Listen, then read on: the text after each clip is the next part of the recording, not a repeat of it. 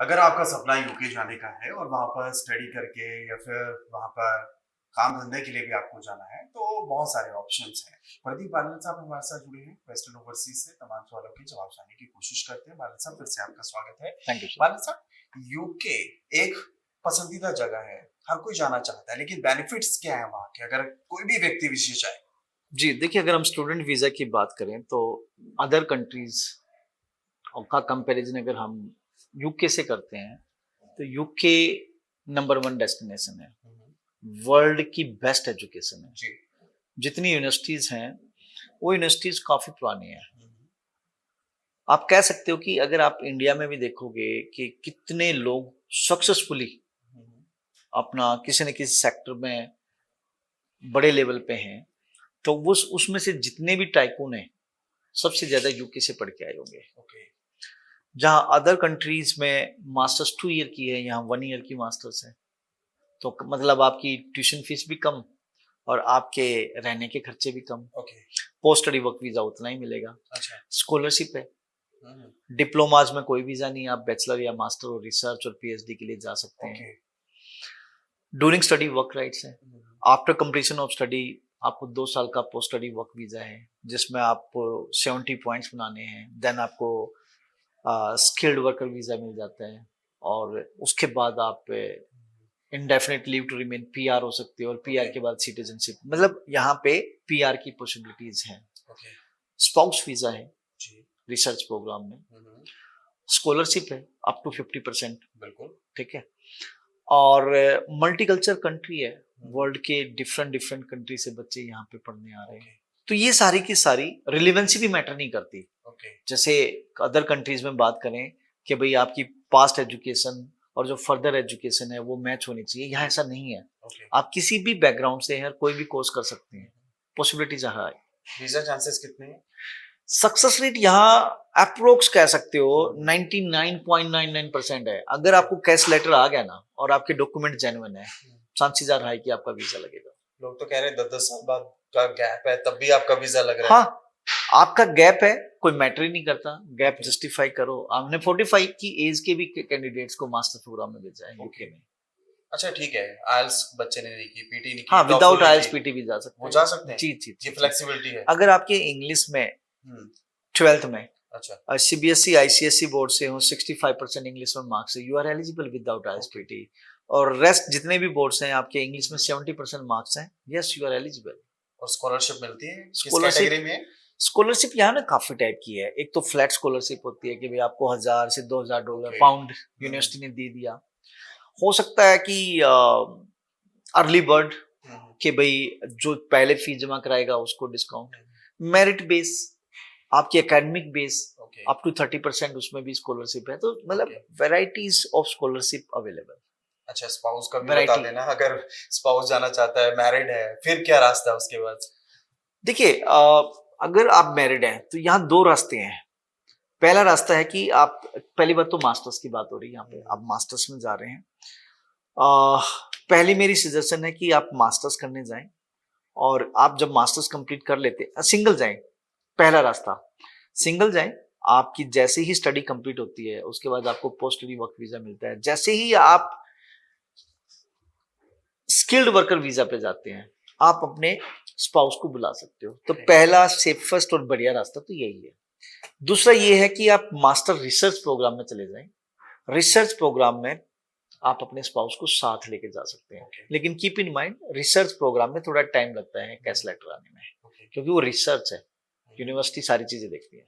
कोई और जॉब्स हैं, डिमांड है, कैटेगरी है जिसमें इजी वीजा है? नहीं, देखिए वीजा तो हर एक कोर्स में है। बात है कि कौन कौन सी ऑक्यूपेशन डिमांड में है, मतलब जिसमें बच्चे की अच्छी सेटलमेंट है। जैसे आप एजुकेशन से रिलेटेड प्रोग्राम में जा रहे हैं, आप मेडिकल नर्सिंग जैसे प्रोग्राम में जा रहे हैं, या फिर आप STEM course IT electrical mechanical civil, ये इस टाइप के प्रोग्राम में आप जा रहे हैं तो हाईली डिमांड में है। और इनमें जो भी कैंडिडेट जाता है, पढ़ता है, वहां पे सेटल होता है, तो वो सेटल ही होता है फिर। अच्छा बालन साहब, 8-10 साल का फर्ज कीजिए आपका गैप है, सैलरी भी अकाउंट में नहीं आ रही, तो ऐसे में क्या किया जाए? रास्ता क्या है? मिलेगा वीजा? देखो, अगर मैं इसका कंपैरिजन ऑस्ट्रेलिया से करूं तो ऑस्ट्रेलिया में अगर 8-10 साल का गैप है और आपकी सैलरी अकाउंट में नहीं आ रही तो आपका नहीं होना। लेकिन यस, यूके में आपका हो सकता है। आपने जेन्युइन काम किया है, जी मतलब एम्प्लॉयर अगर यूनिवर्सिटी और एम्बेसी अगर एम्प्लॉयर से पूछती है और एम्प्लॉयर वेरीफाई करता है, चाहे आपका अकाउंट में सैलरी नहीं भी आ रही, डजेंट मैटर, आपका वीजा लगेगा। हमें सिर्फ अपॉइंटमेंट लेटर चाहिए, हमें वर्क एक्सचेंज सर्टिफिकेट चाहिए, आपके एम्प्लॉयर से आपका रेफरेंस लेटर चाहिए। इसके अलावा आईटीआर बनवा लो एज पर द सैलरी, चलेगा, दौड़ेगा। सैलरी अकाउंट में नहीं है, पे आपको कैश मिल रही है, सैलरी स्लिप दे दो, यस यू आर एलिजिबल। तो पोस्ट स्टडी वर्क परमिट को लेकर भी बात कर लेते हैं, उसके कितने चांसेस है? आपने बैचलर की, आपको वर्क वीजा मिलेगा। Okay. आपने मास्टर्स की, आपको वर्क वीजा मिलेगा। आपने पीएचडी की, आपको वर्क वीजा मिलेगा। अभी ना कुछ टाइम पहले पोस्ट स्टडी वर्क वीजा को लेके थोड़े से डाउटफुल थे कि जो करंट गवर्नमेंट है वो इसको कहीं फिनिश ना कर दे या फिर इसको रिड्यूस ना कर दे, तो वो चेंजेस नहीं आए हैं। जो भी कैंडिडेट 12th और बैचलर या 12th पास है, बैचलर या उसके बाद जो बैचलर है मास्टर्स करेगा, उसको 2 ईयर का पोस्ट स्टडी वर्क वीजा मिलेगा। और जिसमें 70 पॉइंट्स बच्चे को बनाने हैं अगर वो फर्दर स्टे करना चाहता है। जब आपके 70 पॉइंट्स बन जाते हैं, जिसमें आपके पास एजुकेशन होनी चाहिए वहाँ की, बैचलर या मास्टर्स, इसके अलावा रजिस्टर्ड एम्प्लॉयर के पास आप जॉब कर रहे हो, एक सैलरी का क्राइटेरिया हो, सैलरी आपको फिक्स सैलरी लेनी होगी। इसके अलावा आपको आईएलटीएस में मिनिमम 5 बैंड लेने हैं। तो अगर आप ये सारी चीजें मैच करते हैं तो आपको 5 ईयर का स्किल्ड वर्कर वीजा मिल जाता है। और 5 ईयर लगातार कंटिन्यू 70 पॉइंट्स अगर आप मेंटेन करते हैं तो आप पीआर के लिए एलिजिबल है। और 1 साल पीआर पे रहने के बाद आप सिटीजनशिप अप्लाई कर सकते हैं। तो वेरी सिंपल और बेस्ट प्रोसेस है। लेकिन मेरी रिक्वेस्ट है कि आप ऐसे कोर्सेज में जाएं जो डिमांड में है, जिसमें जॉब्स हैं। आप नॉन मेडिकल स्टूडेंट है तो कोशिश करें आप आईटी करें, जिसमें साइबर सिक्योरिटी है, आर्टिफिशियल इंटेलिजेंस है, या फिर आप electrical course, mechanical course, construction type के कोर्सेज। अगर आप मेडिकल स्टूडेंट हैं तो हेल्थ सेक्टर्स में जाएं, नर्सिंग जैसे प्रोग्राम में जाएं।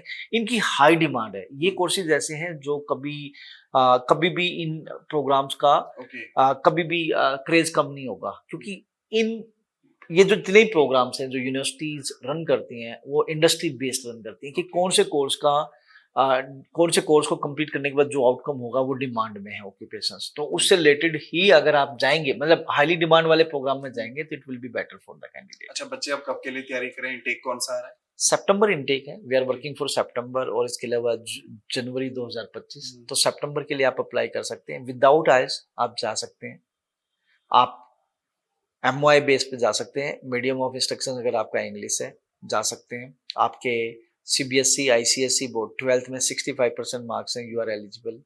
आपके कोई और स्टेट बोर्ड है तो आपके 70% मार्क्स हैं, यू आर एलिजिबल। आपका 8-10 साल का गैप है, गैप जस्टिफाई करते हैं, यू आर एलिजिबल। स्कॉलरशिप भी है। फंड सिर्फ 28 डेज ओल्ड चाहिए, मतलब सिर्फ स्टूडेंट या उसके मम्मी पापा दिखा सकते हैं। 28 दिन पुराने आप अगर FD या सेविंग दिखाते हैं तो यू आर एलिजिबल।